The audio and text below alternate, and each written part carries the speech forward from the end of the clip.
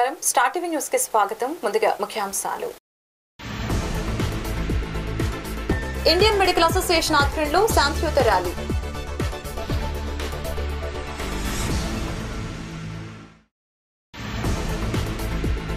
ఘనంగా William Carey జన్మదిన వేడుకలు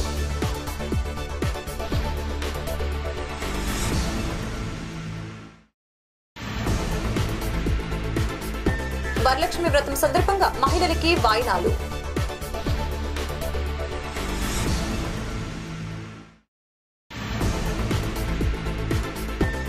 ఈశ్వర్ ఇంజనీరింగ్ కాలేజ్ లో ఆటల పోటీలు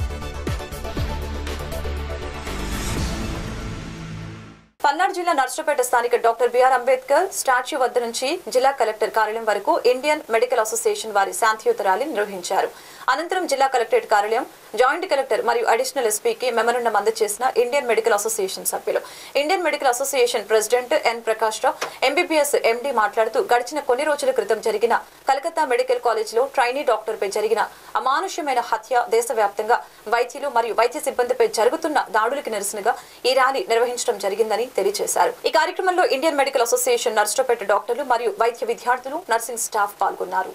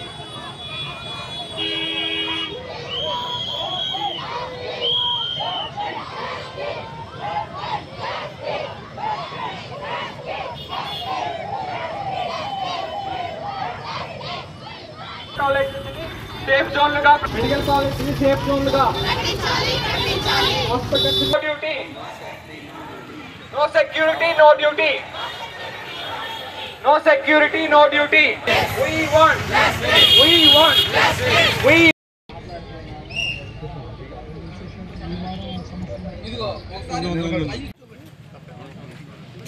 కొంచెం సార్ ఒకసారి తిరిగి ఓకే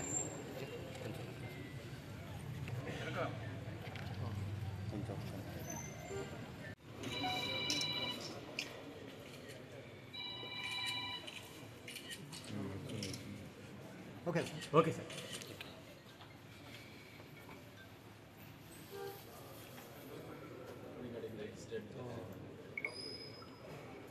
ఒకసారి యాక్షన్ తీసుకోగలిగితే సార్ మనం ఎప్పుడైనా ఉమెన్ మీద ఏమన్నా ఎక్కడైనా పబ్లిక్లో ఉమెన్ మీద ఏమన్నా అట్రాసిటీ జరుగుతుంది మీరు కనుక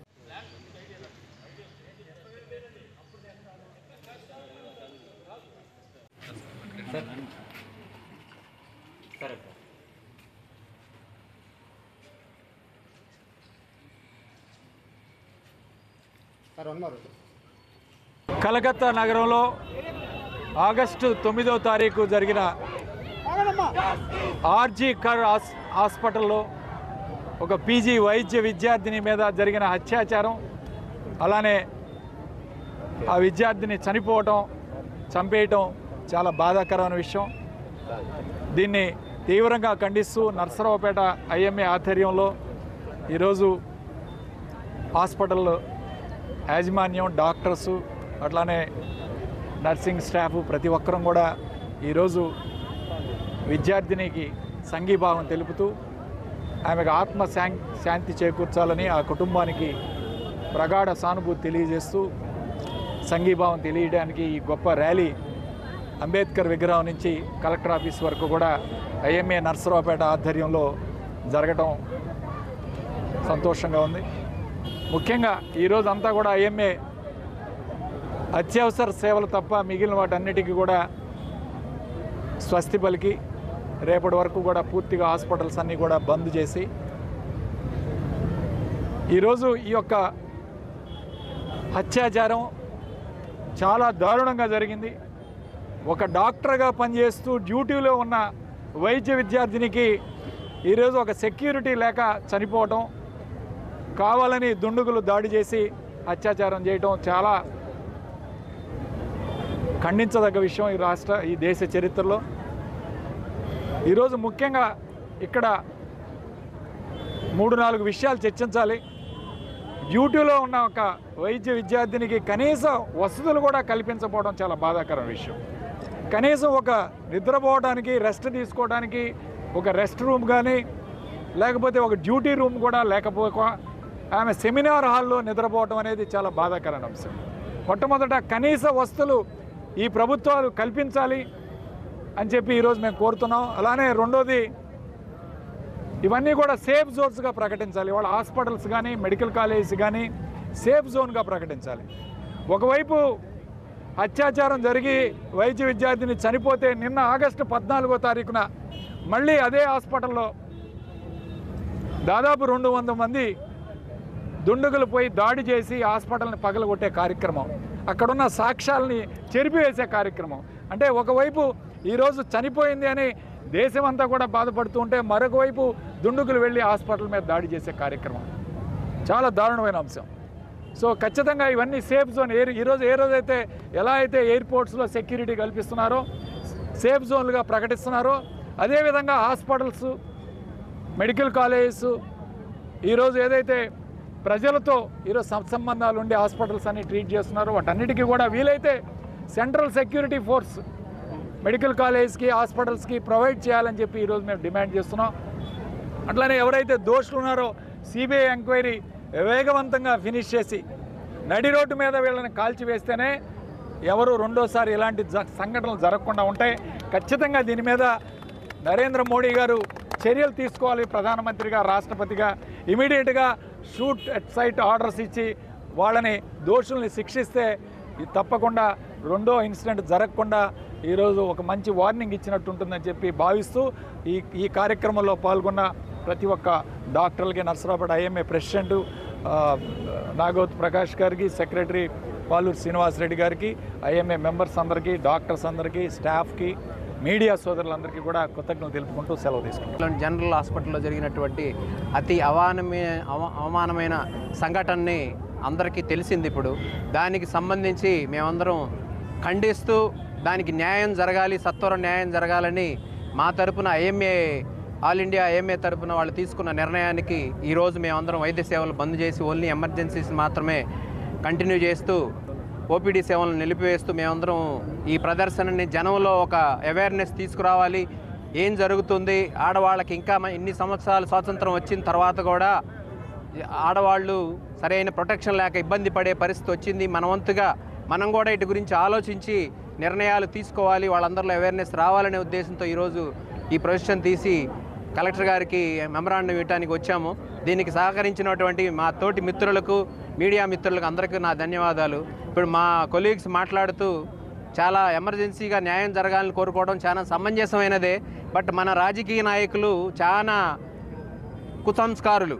ఎందుకు నేను ఈ మాట అంటున్నానంటే, వాళ్ళ సొంత వాళ్ళు, వాళ్ళ బంధువులు, వాళ్ళ పార్టీ వాళ్ళు ఎవరన్నా ఇన్వాల్వ్ అయ్యి ఉంటే వాటిని తమ్మిని బిమ్మిని చేయడానికి ఎవరో అమాయకులైన వాళ్ళని ఇన్వాల్వ్ చేసి వాళ్ళని చంపేసి కూడా జస్టిస్ అయిపోయింది అనే చెప్పే రీతి. అందుకని త్వరగా జరగాలి, కానీ ఏ విధంగా జరిగింది, ఎందుకు జరిగింది లోతుగా అధ్యయనం చేసి మళ్ళీ ఇలాంటి పునరావృతం కాకుండా చేయగలిగితేనే మనం చేసే ఈ పోరాటాలకి ఫలితం ఉంటుందని మీ అందరికి కూడా మనవిస్తూ ఈ రకంగా అందరూ కూడా ఆలోచన చేయాలని సెంట్రల్ గవర్నమెంట్ తరఫున ఐఎంఏ కౌన్సిల్ కూడా ఒక కమిటీని తీసుకొని వాళ్ళ సలహాలు కూడా తీసుకొని ఇలాంటి మళ్ళీ హాస్పిటల్స్లో, మెడికల్ కాలేజెస్లో జరగకుండా ఉండాలంటే ఏం చేయాలో సెంట్రల్ గవర్నమెంట్ ఒక డెసిషన్కి రావాలని కోరుకుంటూ మీ అందరికీ ధన్యవాదాలు తెలియజేస్తాను. ఇది మా యొక్క పోరాటం కాదమ్మా, మీ అందరికీ ఈ విధంగా తెలియజేస్తున్నాను నేను. ఇది మా పోరాటం కాదు. మేము ఉమెన్ డాక్టర్స్ అందరూ ఐఎంఏ తరపున అందరూ, మా డాక్టర్స్ అందరూ మీ అందరి కోసం పోరాటం చేస్తున్నాం. ఈ పోరాటం మా ఒక్కళ్ళే కాదు, అందరి కోసం చేస్తున్న పోరాటం.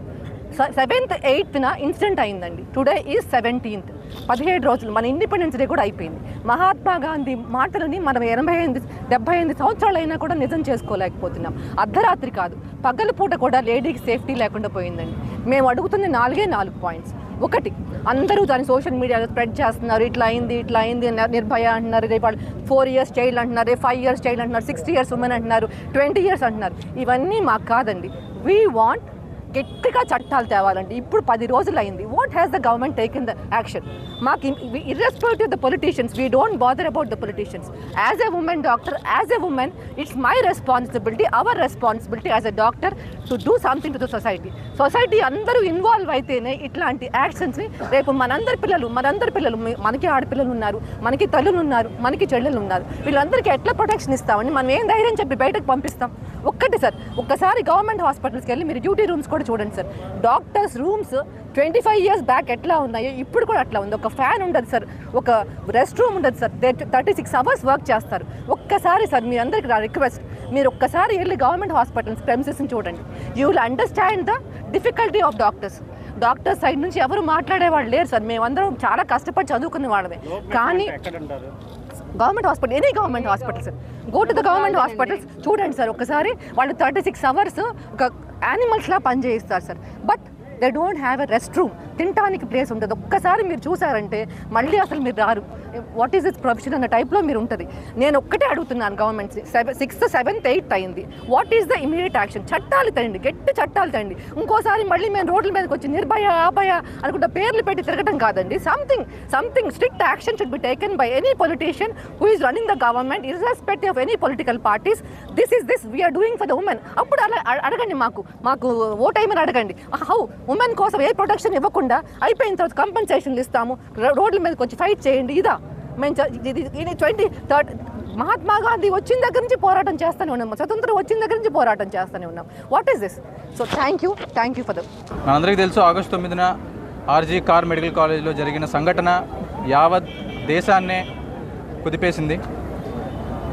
ఆ ఇన్సిడెంట్ మన మైండ్లో తెచ్చుకుంటేనే మన కళ్ళలోంచి నీళ్ళు వస్తున్నాయి. అలాంటిది వాళ్ళ పేరెంట్స్, వాళ్ళ అమ్మ నాన్న ఏ విధంగా జీర్ణించుకుంటారనేది నాకు ఇప్పటికీ బాధాకరమే. ఎందుకంటే మనం ఒక డెమోక్రటిక్ కంట్రీలో ఉన్నందున దురదృష్టవశాత్తుగా భావించాలో నాకు అర్థం కావట్లేదు. ఎందుకు అంటే ఒక డెమోక్రటిక్ కంట్రీలో ఉన్నప్పుడు దాని మీద స్ట్రిక్ట్ యాక్షన్స్ తీసుకోవడానికి చాలా కేర్ఫుల్గా తీసుకోవాలి. ఎందుకు అంటే హ్యూమన్ రైట్స్ అడ్డొస్తే మన కాన్స్టిట్యూషన్ అడ్డొచ్చుద్ది. సో ఇలాంటి ఇన్సిడెంట్స్ని మనం ఫేస్ చేయాలి అంటే నిజంగా ఒక డెమోక్రటిక్ మోడల్ సరిపోదండి. మీకు తెలిసినట్టయితే సౌదీ అరేబియాలో కావచ్చు, అరబ్ కంట్రీస్లో కావచ్చు, లేదంటే ఆఫ్ఘనిస్తాన్లో కావచ్చు, ఇటువంటి ఇన్సిడెంట్స్ ఏమైనా జరిగితే దానికి ఒక డిక్టేటర్షిప్ మోడల్ అనేది ఉంది. సో అటువంటి డిక్టేటర్షిప్ మోడల్ కావాలేమో అని అనిపిస్తుంది నాకు ఇప్పుడు. ఎందుకు అంటే ఇది మొదటిసారి కాదు, చాలా ఇన్సిడెంట్స్ చూస్తున్నాం. దానికి ఫుల్ స్టాప్ ఉందా? మనకి ఇప్పటికీ దానికి ఆన్సర్ లేదు. ఎందుకు అంటే ఇటువంటి ఇన్సిడెంట్స్ జరిగినప్పుడు డెమోక్రటిక్ మోడల్ అనేది పనికిరాదని నాకు అనిపిస్తుంది. ఎందుకంటే లా అండ్ ఆర్డర్ కూడా ఏం చేయలేని పరిస్థితి. ఎందుకు అంటే దానికి చాలా హ్యూమన్ రైట్స్, ఒక స్ట్రిక్ట్ యాక్షన్ తీసుకోవాలంటే షూటెడ్ సైడ్ ఆర్డర్ తీసుకోవాలన్నా కానీ హ్యూమన్ రైట్స్ కావచ్చు, కాన్స్టిట్యూషన్ కావచ్చు, చాలా అడ్డొస్తుంది. సో ఇటువంటి ఇన్సిడెంట్స్ని సపరేట్గా సెంట్రల్ గవర్నమెంట్ కావచ్చు, మన లా అండ్ ఆర్డర్ కావచ్చు, ఒక స్పెషల్ అటెన్షన్ తీసుకొని ఒక డిక్టేటర్షిప్ మోడల్ ఒకటి మనం పెట్టుకుంటే చాలా మంచిదని అనిపిస్తుంది. ఎందుకంటే ఇప్పటికీ న్యాయం జరగలేదు ఆ కేసులో. ఎందుకు అంటే అరెస్ట్ చేసిన దాఖలాలు కూడా పోలేదు. ఎందుకంటే దాని తర్వాత 200 మంది దాకా గోపిరెడ్డి గారు చెప్పినట్టు దాని తర్వాత ఆగస్టు 14న మళ్ళీ 200 మంది గుండాలు వచ్చి ఆ నిరసనని బ్రేక్ చేయడానికి కూడా చూశారు. సో ఇటువంటి ఇన్సిడెంట్స్ని నిజంగా ఒక డెమోక్రటిక్ మోడల్తో మనం ఢీ కొట్టచ్చా అని అయితే నాకు నమ్మకం లేదండి. ఎందుకంటే ఇప్పుడు దాకా చాలా ఇన్సిడెంట్స్ జరిగినాయి కాబట్టి ఆ ఆవేదన నేను చెప్తున్నాను. ఎందుకంటే ప్రతి ఒక్కళ్ళకి అందుకనే ఈరోజు దానికి నిరసనగా మన ఐఎంఏ తాలూకా ఈ ఏదైతే ర్యాలీ, శాంతియుతమైన ర్యాలీని చేపట్టామో ఈ ర్యాలీని సక్సెస్ఫుల్గా ప్రతి ఒక్క స్టూడెంట్కి, ప్రతి ఒక్క కాలేజ్ నుంచి వచ్చిన స్టూడెంట్స్ అందరికీ, అలాగే మా తోటి డాక్టర్లందరికీ ధన్యవాదాలండి. నర్సరావుపేట తెలుగు బాప్టిస్ట్ కౌన్సిల్ అధ్యక్షులు అలెగ్జాండర్ సుధాకర్ ఆధ్వర్యంలో భారతదేశంలో బాప్టిస్ట్ సంఘాలకు పితామహుడిగా పేరుగాంచిన డాక్టర్ రెవరెండ్ విలియం కేరీ గారి 263వ జన్మదిన వేడుకల్ని ఘనంగా నిర్వహించడం జరిగింది. భక్తులు కేరీ గారి గురించి మాట్లాడుతూ విలియం కేరీ గారు ఇంగ్లాండ్ దేశంలో జన్మించి ఇండియాలోని బెంగాల్ ప్రాంతానికి వచ్చి 40 సంవత్సరాలకి పైన క్రైస్తవ మత బోధకుడిగా బాప్టిస్ట్ మిషన్ కి పునాదులు నిర్మించి బాప్టిస్ట్ మిషన్ అభివృద్ధిలో ప్రధాన పాత్ర పోషించారని తెలియజేశారు. అలాగనే క్రైస్తవ మత సేవే కాకుండా అలనాడు సమాజంలో ఉన్న సాంఘిక దురాచారాలకి వ్యతిరేకంగా పోరాడి అంటరానితనం, సతీ సహగమనం వంటి అంశాలు సమాజం నుంచి తొలగిపోవాలని, ప్రజలకు విద్య పట్ల ఆసక్తి కలిగినట్లు చేయాలని బెంగాల్లో శ్రీరాంపూర్ విశ్వవిద్యాలయాన్ని స్థాపించడం జరిగిందని తెలిపారు. క్రైస్తవ విద్యా వ్యాప్తికి కృషి చేసిన క్రైస్తవ సంఘాల పితామహుడిగా కీర్తి గడించిన వ్యక్తి అని, వారి గురించి స్మరించుకోవటం మన అదృష్టంగా భావిస్తున్నట్లు తెలియజేశారు. ఈ కార్యక్రమంలో పాస్టర్లు ఆశీర్వాదం, అనిల్, జాన్ బాబు, యేసుపాదం, ఆదాము, దానం, జీవరత్నం, మహిళా పాస్టర్లు పాల్గొన్నారు. నర్సరావుపేట పట్టణంలో ప్రముఖ బంగారు వ్యాపారి, మాజీ మున్సిపల్ చైర్పర్సన్ నాగసరపు సుబ్బారాయ గుప్తా అనురాధ దంపతులచే స్థానిక శంకర మఠం నందు శుక్రవారం రాత్రి 6 గంటలకి సుమారు 600 మందికి శ్రావణ శుక్రవారం వరలక్ష్మి వ్రతం సందర్భంగా వచ్చిన మహిళా భక్తులందరికీ పసుపు, కుంకుమ, గాజులు, పూలు, ప్రసాదం, వివిధ రకాల సుహాసిని గిఫ్ట్ అందజేయడం జరిగింది. ఈ కార్యక్రమంలో నాగసరపు రమేష్ గుప్తా, రామ్దేవ్ గుప్తా, చేగు వెంకటేశ్వరరావు, ఆలయాధికారి నాగరాజు, వేదాంతం రామానుజాచార్యులు, బుక్కాపురం స్వామీజీ, అనేక మంది భక్తులు పాల్గొన్నారు. జొన్నలగడ్డ శ్రీరామమూర్తి గారి గాన కచేరీ అత్యంత వైభవంగా వీణుల విందుగా నిర్వహించబడింది.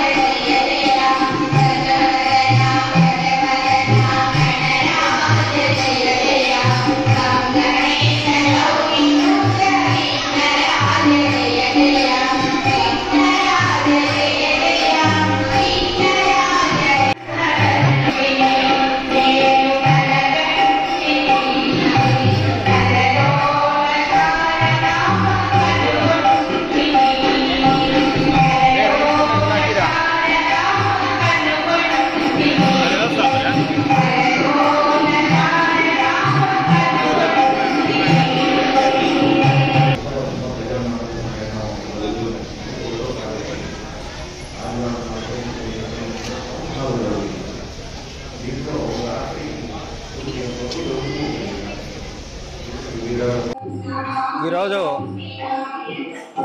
నర్సరావుపేట పట్టణంలోని శ్రీ శృంగేరి శారదాంబ వారి మఠంలో మరి శ్రావణ మాసం 2వ వారం సందర్భంగా మరి ఇక్కడ వచ్చిన ముఖ్యంగా మహిళలకి మా దంపతులచే గాజులు, పసుపు, కుంకుమ, అట్లాగే పండు మరి వితరణ జరుగుతుంది.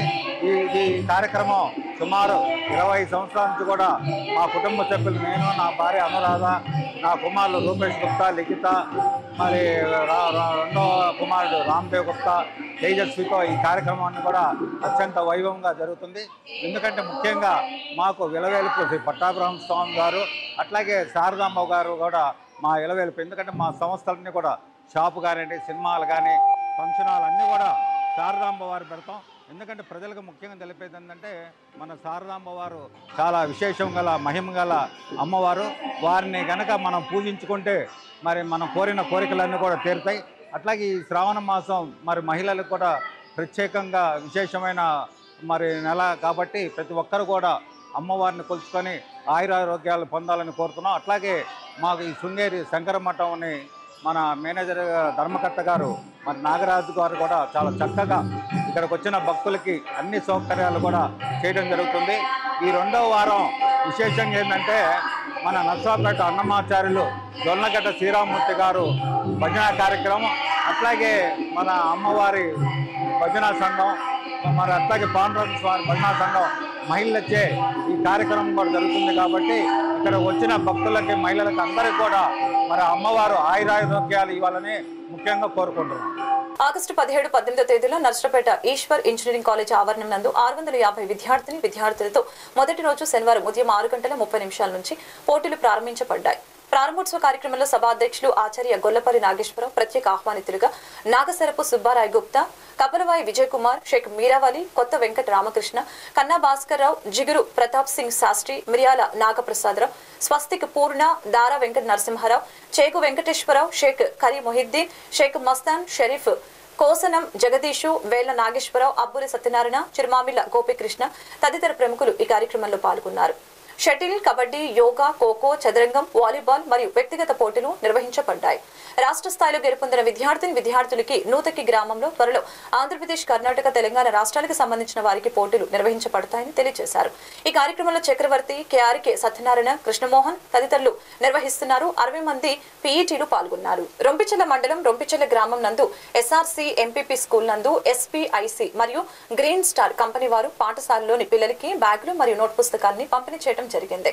ఈ కార్యక్రమానికి ముఖ్య అతిథిగా ఎస్పీఐసి మరియు గ్రీన్ స్టార్ కంపెనీ డీలర్ గవర్నీయులు గల్లి కృష్ణారెడ్డి పాల్గొని మాట్లాడారు. ఈ కార్యక్రమంలో స్కూల్ హెచ్ఎం మాట్లాడుతూ ఎస్పీఐసి మరియు గ్రీన్ స్టార్ కంపెనీ వారికి మా స్కూల్ నందు వచ్చి విద్యార్థులకి కూల్ బాక్స్ మరియు నోట్ పుస్తకాలు ఇచ్చినందుకు కంపెనీ వారికి ధన్యవాదాలు తెలియజేశారు. ఈ కార్యక్రమంలో కంపెనీ సిబ్బంది పల్నాడు జిల్లా sales officer A Sivakumar, Palnadu జిల్లా market development officer M Abdul Subhani, Narasaraopet junior market officer SD Jilani Basha, Piduguralla junior marketing officer N Nageswararao తదితరులు పాల్గొన్నారు. అంతర్జాతీయ సదస్సులో భాగంగా ఇండో గల్ఫ్ ప్రపంచ స్థాయి conference association of pharmacy professionals Gulf international branch వారి సహకారంతో నిర్వహించినట్లు Narasaraopet institute of pharmaceuticals sciences కళాశాల principal doctor JN Suresh Kumar గారు తెలిపారు. ఈ సందర్భంగా ఆయన మీడియాతో మాట్లాడారు.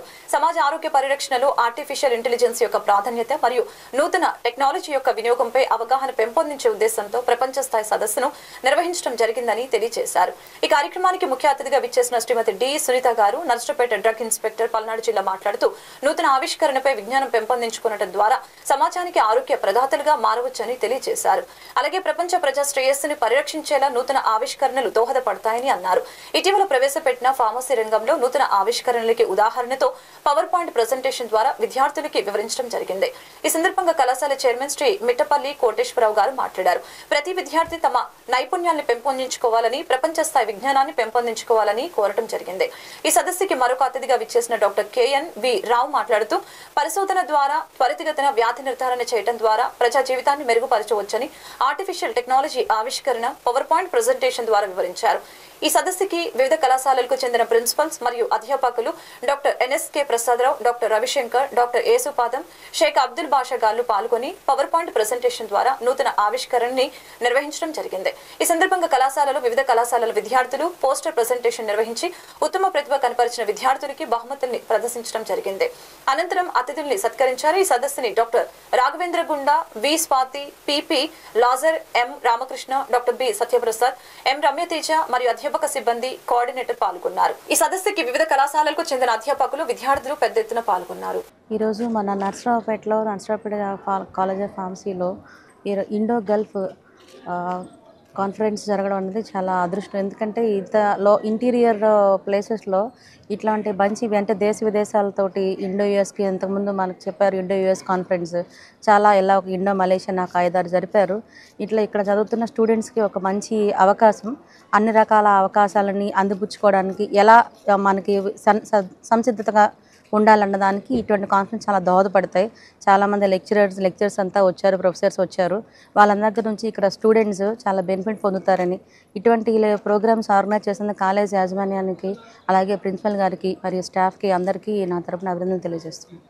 ఈరోజు మన నర్సరావుపేట ఫార్మస్యూటికల్ సైన్సెస్ కళాశాలలో ఇండో గల్ఫ్ అసోసియేషన్ తోటి ఈ యొక్క ఇంటర్నేషనల్ కాన్ఫరెన్స్ స్టార్ట్ చేసినందుకు దానికి ఈరోజు ముఖ్య అతిథిగా చేసినటువంటి మన డ్రగ్ ఇన్స్పెక్టర్ గారు సునీత మేడం గారు, అట్లనే కార్తికేయన్ గారు, మెస్రా గారు, మరి మిగతా కేవీఎన్ రావు ప్రిన్సిపాల్ ఫార్మసీ కళాశాల ప్రిన్సిపాల్ గారు, hour college principal doctor Suresh Kumar గారు, మరి మిగతా స్టాఫ్ అందరికి కూడా మరి నేను ధన్యవాదాలు తెలియజేస్తా ఉన్నా. ఇట్లాంటి ప్రోగ్రామ్స్ అరేంజ్ చేసినందువల్ల కళాశాలలో చదువుతున్నటువంటి ఫార్మసీ విద్యార్థులందరికీ కూడా వారి యొక్క నాలెడ్జ్ ఇంప్రూవ్ చేసుకోవడానికి ఎంతో దోహదపడతాయి.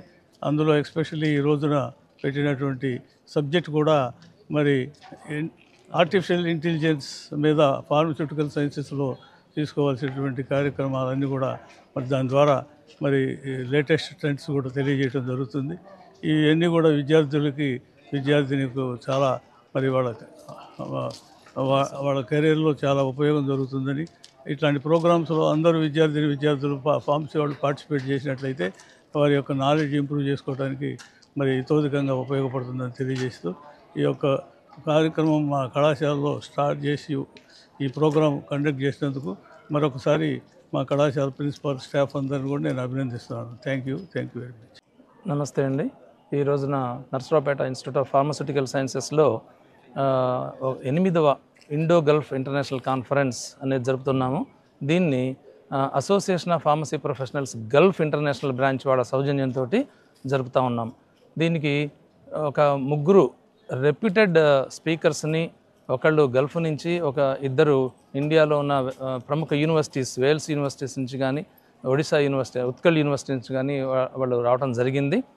సుమారుగా ఒక 700 మంది పిల్లలు నర్సరావుపేట చుట్టుపక్కల ఉన్న కాలేజెస్ నుంచి ఇక్కడికి వచ్చి డెలిగేట్స్గా రిజిస్ట్రేషన్ చేయటం జరుగుతూ ఉంది.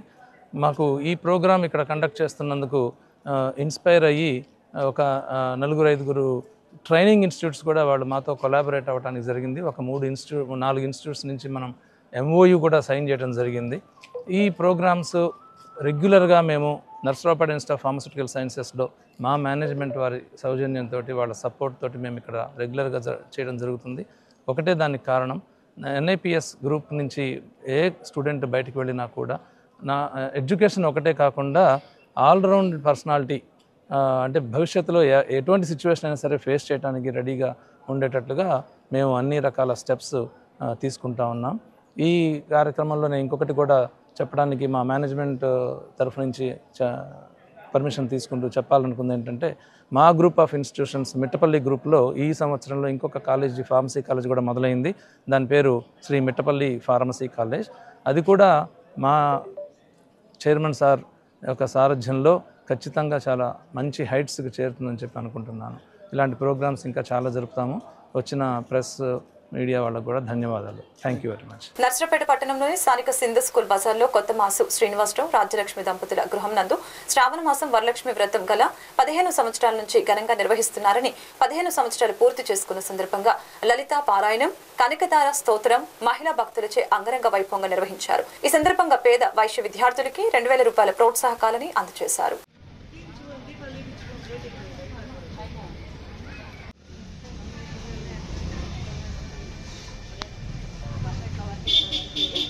ఆరు ఋతువులు, చతుర్వేదాలు మన ద్వీపానికి మహానిధులు.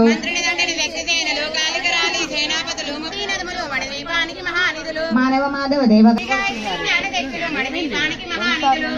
విలువిల్లలాడే ముద్ద విఘ్నేశ్వర కుమారస్వాములు, జ్ఞానముక్తి ఏకాంత భవనములు, మండపాలు మన ద్వీపానికి మహానిధులు. చింతామణులు, నవరత్నాలు, నూరామణల వజ్రపురాసులు, వసంతవనం. తల్లినత్తుగకు నీరాజనం, నీలాల నీరాజనం. భజ్ఞాలు అక్షర లక్షల వాక్ సంపదలు, లక్షల లక్షల లక్ష్మీపతులు మణిద్వీపానికి మహానిధులు. కోటి సూర్యుల ప్రచండ కాంతులు, కోటి చంద్రుల చల్లని వెలుగులు, కోటి తారకల వెలుగు జిలుగులు, మణిద్వీపానికి మహానిధులు. గోడల చతురస్రాలు, రత్నరాసులు, మణిద్వీపానికి మహానిధులు. పుష్యరాగమణి ప్రాకారాలు, మణిద్వీపానికి మహానిధులు.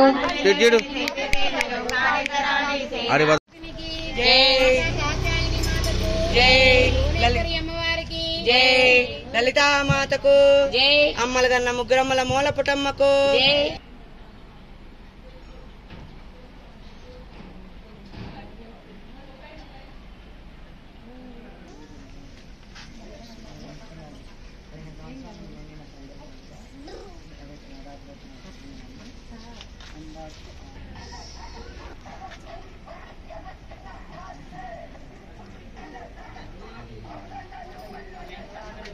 అందరికీ నమస్తే. మా ఇంటి దగ్గర కార్యక్రమం బాగా జరిగింది, మాకు హ్యాపీగా ఉంది. పిలిచిన వాళ్ళందరూ వచ్చారు, బాగా సరదాగా చేసుకున్నాము వరలక్ష్మి వ్రతము.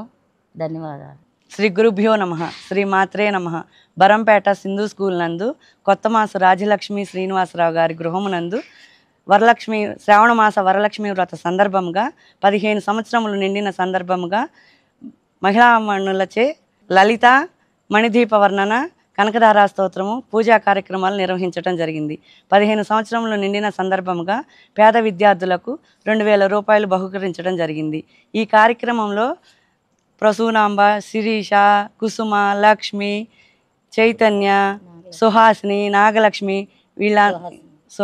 సుహాసిని ఇంకా ఎందరో మహిళా భక్తులు పాల్గొన్నారు.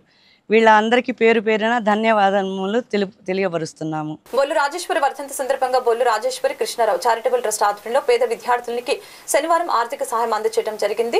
నకరేకల్లు మండలం కుంకలగుంట గ్రామానికి చెందిన బొక్కిసం జయలక్ష్మి అని పేద విద్యార్థిని నర్సరావుపేట తిరుమల ఇంజనీరింగ్ కళాశాలలో మొదటి సంవత్సరం విద్యను అభ్యసిస్తోంది. విద్యార్థిని చదువు నిమిత్తం 20,000 రూపాయల ఆర్థిక సహాయంగా అందజేశారు. విరాళం అందజేసిన ట్రస్ట్ సభ్యులకి విద్యార్థిని వారి తల్లిదండ్రులు కృతజ్ఞతలు తెలిపారు. ఈ కార్యక్రమంలో ట్రస్ట్ చైర్మన్ బొల్లు వెంకట కృష్ణారావు, సభ్యులు బొల్లు వెంకటేశ్వర్లు, మార్లపాటి రామకృష్ణ, జాస్తి గోపాలకృష్ణ బాబు, గార్లపాటి వెంకటేశ్వర్లు తదితరులు పాల్గొన్నారు. వార్తను ముగించే ముందు ముఖ్యాంశాలు మరొకసారి. ఇండియన్ మెడికల్ అసోసియేషన్ ఆధ్వర్యంలో శాంతియుత ర్యాలీ.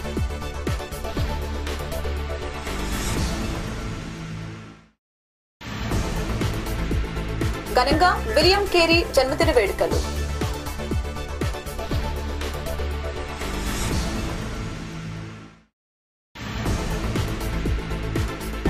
వరలక్ష్మి వ్రతం సందర్భంగా మహిళలకి వాయినాలు.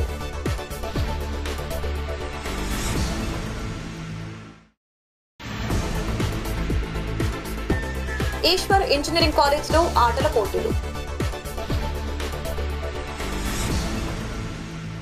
ఈ వార్తలు ఇంతటితో సమాప్తం. మరొక బులెటిన్ మళ్ళీ కలుద్దాం.